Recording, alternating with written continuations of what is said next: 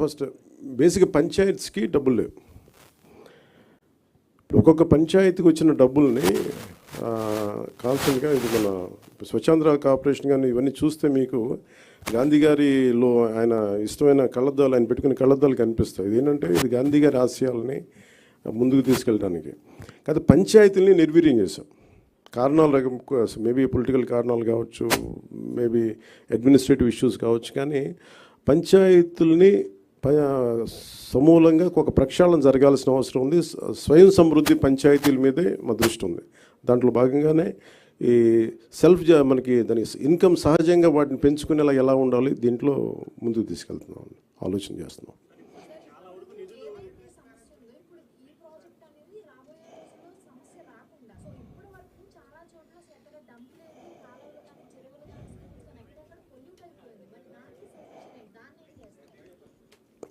ఇది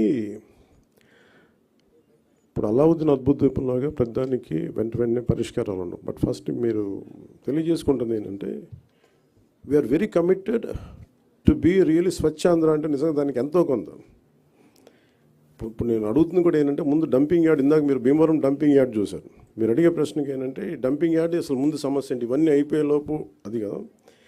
అందుకే దీన్ని ఒక కష్ట నష్టాలు అర్థం చేసుకోవడానికి ముందు మేము పిఠాపురమో లేదా కొంత భీమవరం డంపింగ్ యార్డ్ తీసుకున్నాం. భీమవరం డంపింగ్ యార్డ్కి ఏంటంటే ఈయన కొంచెం ఎలాబరేట్గా మీ తర్వాత ఇప్పుడు ఎవరు ఇంట్రెస్టెడ్ మీరు ఎవరిని అడిగినా ఆయన చాలా డీటెయిల్గా చెప్తారు. ఉదాహరణకి ఆయన ఛత్తీస్గఢ్లో ఐ థింక్ యూ హ్యాడ్ నేను ఛత్తీస్గఢ్ సార్, యా అంబికా హర్యానా ఛత్తీస్గఢ్ అంబికాపూర్లో ఆయన ప్రత్యేకించి ఒక ప్రాజెక్ట్ చేశారు.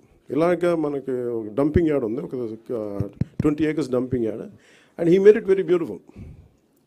సో దానికి మోర్ దెన్ డబ్బు కంటే కూడా చాలా కమిటెడ్ ఉండే లీడర్షిప్ ఉండాలి దానికి అంతా. సో అది అట్లాంటి ఫస్ట్ ప్రయారిటీ చేసుకుంటాం. ఇవన్నీ ఒకటి అర్బన్ కింద వస్తుంది, కొంత పంచాయతీ నా కిందంతా నేను మాట్లాడగలిగేది పంచాయతీరాజ్ కింద వస్తే భీమవరం నా కింద రాదు. బట్ స్టిల్ నేను అర్బన్ డెవలప్ మినిస్టర్ మన నారాయణ గారితో కూర్చోబెట్టి మున్సిపాలిటీ సంబంధించి మేము కూర్చొని దాని మీద ఒక ప్రతిపాదన తీసుకురావాలి. ముందు దీన్ని ఇనిషియేట్ చేస్తాను త్రూ ఫ్రమ్ పిఆర్.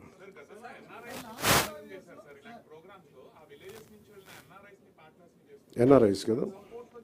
అంటే ఇప్పుడు మేము అదే చేస్తున్నాం. ఇప్పుడు మాకేమున్నాయంటే చాలామంది కమిటెడ్గా వాళ్ళ గ్రామం వరకు శుభ్రం చేసుకునే, ఫర్ ఎగ్జాంపుల్ మనకి రిలే హౌస్ది మన 80s మన అన్నహాసరే గారు చేసింది ఇలాంటి ప్రయత్నమే కాదు. అది పెద్ద స్థాయిలో వెళ్ళలేకపోయింది. అది ఓన్లీ కొన్ని పరిమితమైన గ్రామాలు పరిమితమైన మండలాలకి అయిపోయింది. కానీ సో మాకేంటంటే ఎన్ఆర్ఐస్ని ఎంతమంది స్టేక్ హోల్డర్స్, ఇప్పుడు నా ప్రయత్నం ఏంటంటే మా అందరి ప్రయత్నం ఎవరు విల్లింగ్గా ఉన్నారు. ఫస్ట్ ఒక ఉదాహరణకి మేము పిఠాపురంలో చేస్తే 54 పంచాయతీల్లో మాకు అర్థం అవుద్ది మోడల్.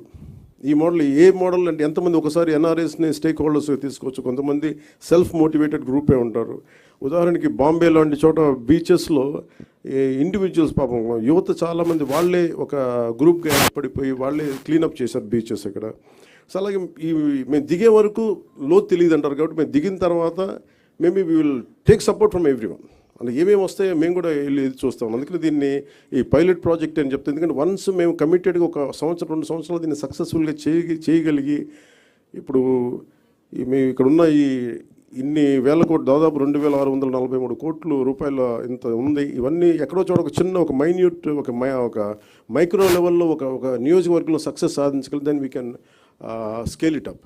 That's what.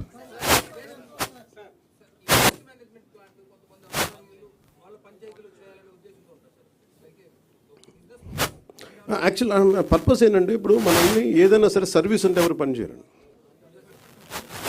అంటే ఇప్పుడు ఎందుకు మేము ఇది మా లిక్విడ్ రిసోర్స్ ఏమంటుందండి solid and liquid resource management అని ఎందుకు అంటున్నాం అంటే solid and liquid resource management ఎందుకంటే money is the greatest motivation. మీరు సర్వీస్ చేయండి అంటే అందరూ అలసిపోతారు, పారిపోతారు.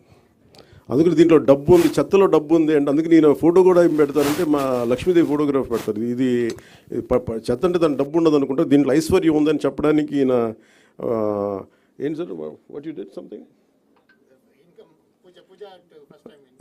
సంథింగ్ లేదు అంటే దీంట్లో ఐశ్వర్యం ఉందని చెప్పడానికి అని మనం ఊహించాం కదా.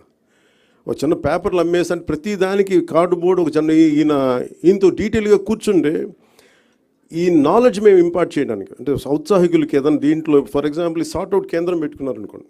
దానికి మేము అనుకుంటుంది ఏంటంటే, చాలామంది ఉపాధి లేని యువత ఈ సెగ్రిగేషన్ సెంటర్ పెట్టి వాళ్ళకి కనుక మనం ఇచ్చి ఇది వస్తే ఇది సో అండ్ సో ఇండస్ట్రీకి మీది ఇంతకు వెళ్ళిపోద్ది, ఒక ఇన్ని టన్నులు చెత్త వచ్చింది, ఇన్ని టన్నులు పేపర్ వచ్చింది, ఈ ఇండస్ట్రీకి అది పంపిస్తే ఇంత మనీ వస్తుంది, ఇలా చూస్తే maybe we want to encourage that part. అది ఎలా చేయాలి ఏంటి అనేది మేము వెళ్ళి దిగే కొద్దీ మాకు ఎవరెవరు వస్తారు ఏమేం చేస్తారు ఆ మోడల్ మేము చాలా ఇంటెన్స్గా చేద్దాం పిఠాపురంలో.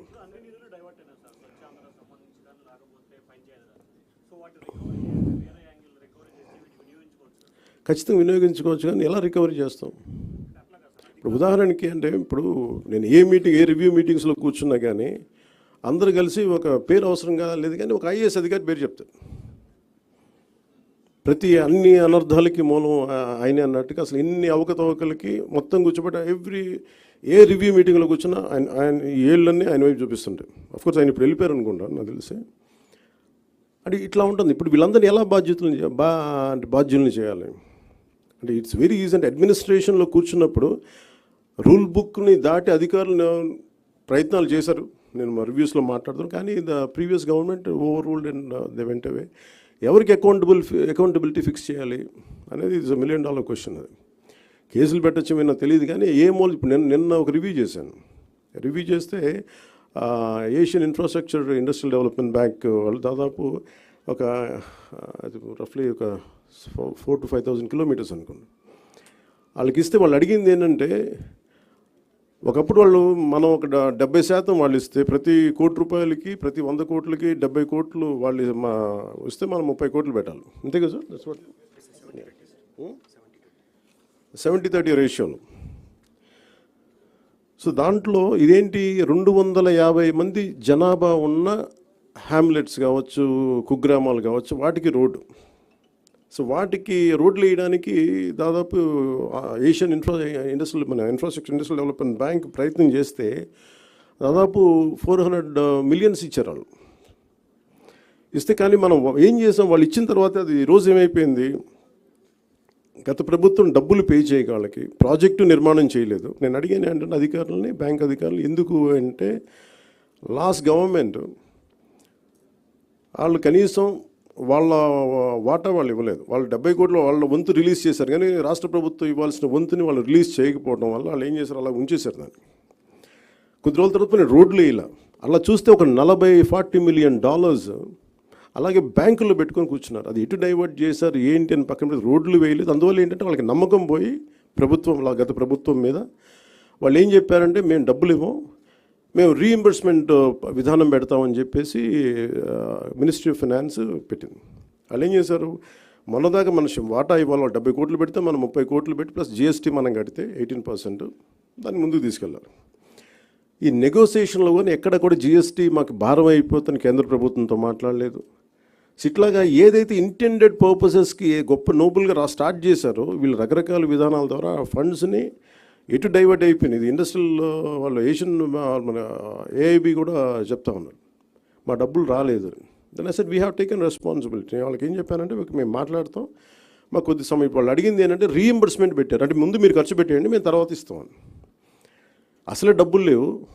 నేను మాట్లాడితే వాళ్ళు అడిగింది ఏంటంటే కనీసం ఈ ప్రాజెక్ట్ అయిపోద్ది అంటే 2019లో వాళ్ళు 18 కంటే 2019 నుంచి ఆచరణలోకి వచ్చింది. బై 20 వాళ్ళు 2 years అంత మొత్తం అవ్వాల్సిన ప్రాజెక్టు, కానీ అవ్వాల. ఇప్పుడు మళ్ళీ కరోనా వల్ల ఇంకోటి పక్కన పెట్టి తర్వాత కూడా డబ్బులు వచ్చినా కానీ వాళ్ళు చేయకపోతే ఇప్పుడు అడిగింది ఏంటంటే ఈ డిసెంబర్ దాకా పొడిగించారు. ఈ డిసెంబర్ లోపు నేను అడిగింది ఏంటంటే ఇది కంటిన్యూ అవ్వాలి ఫండింగ్, అంటే ఏం చేయాలి, మేము డబ్బు కొంత పెట్టాం, కూరుకుపోయాం దీంట్లో, మాకు డబ్బు మాకు రావాలి, మీరు ఎలా చేస్తారు ఏంటి అడిగితే నేను చెప్పిన వాళ్ళు ఏంటి మేము చేయగలం అంటే, మాకు కనీసం 200 crores per month కనుక మీరు ఈ ప్రాజెక్ట్ మీద పెడితే, రోడ్ల మీద పెడితే, దీన్ని ఒక 3 months తర్వాత మేము మేక్ షూర్ దట్ రీఎంబర్స్మెంట్ నుంచి మేము తిరిగి లోన్ ఇచ్చే పద్ధతికి వస్తాం. సో ఇలాంటి ఛాలెంజెస్ ప్రతి చోట ఉన్నాయి. మీరు ఏ పథకం తీసుకున్నా ఈ పథకంలో ఒక ఛాలెంజెస్ ఉన్నాయి. సో ఇలాంటి ఛాలెంజెస్ నడుములో we want to do something like this. That's what. మీరేం చెప్తారు?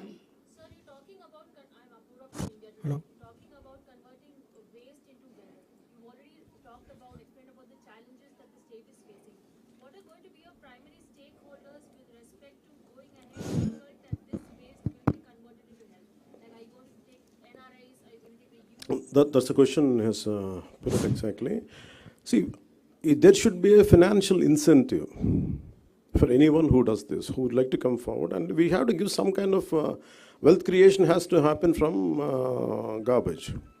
I think that should be a great motivation for a lot of entrepreneurs or youngsters to come. We don't need great knowledge for this. We don't need great technical aspects to it. It's just mere commitment and someone who is committed to collect garbage for every 12 hours and who could monitor it. And we are a part of it. And it's a challenging thing. And as you said, you have so many doubts in your question. But I said, we would like to explore. For me also, it's quite a new one, quite innovative thing. And I know I'm going to face challenges. So unless I get into it, Sir. I don't know what kind of challenges and what kind of solutions. Maybe if I get a challenge, then I say what kind of innovative solutions we would come out with. I think we keep on exploring it as each day passes by. Sir ఇప్పుడు చెత్త ద్వారా సంపద అంటున్నారు, ఐశ్వర్యం సృష్టించవచ్చు అంటున్నారు. మరోవైపున Swachhandhra corporation ద్వారా వేల కోట్లు ఖర్చు పెట్టి తిరిగి ఆ చెత్త కలెక్షన్ కోసమే పన్నులు వసూలు చేస్తూ ఉన్న దీన్ని ఎలా చూస్తారు? చెత్త ట్యాక్స్, చెత్త పన్ను ఒకవైపున చెత్త సంపద ఇవన్నీ ఏంటంటేనండి, అందుకే మీరు చూస్తే ఇది మనం ఈ క్వశ్చన్ ఎప్పుడు రెలవెంట్ అంటే when we are applying it to the entire state. Yes. So here we are doing a pilot project. We are looking at how it's going to work. No, it is wonderful, sir. Good initiative. But ఏంటంటే 5%